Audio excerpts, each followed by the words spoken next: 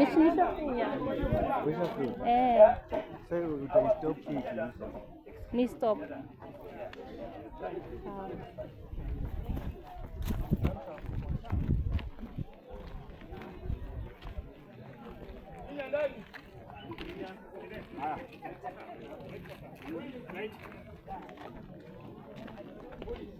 Frida kutoka katika chuo kikuu cha sayansi na teknolojia cha Masinde pale Kakamega, mojawapo ya eneo la pana kote nchini.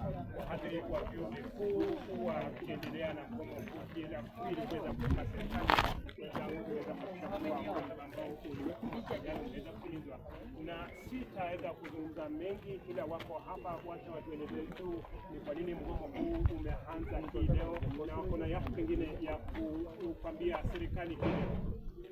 Ngoja tupate pengine katibu usianze kueleza tu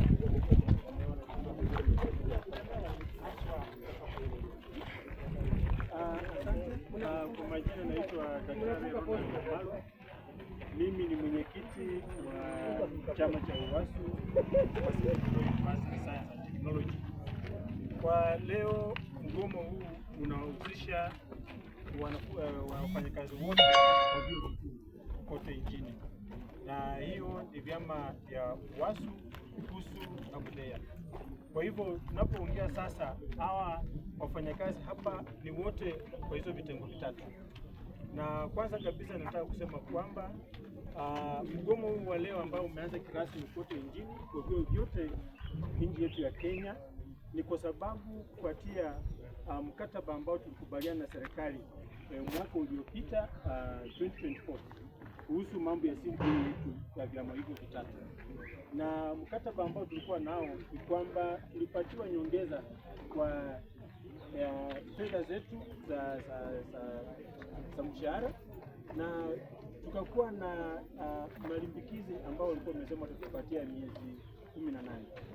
Na wakati huo mwaka uliopita waliweza kukupatia malimbikizi ya miezi 3, na tukakubaliana na serikali kwamba mwaka huu ilipofika mwezi wa 6 tulikuwa tupatiwa malimbikizi ya miezi 6, kisha wamalizie mwaka unaokuja miezi mingine 6.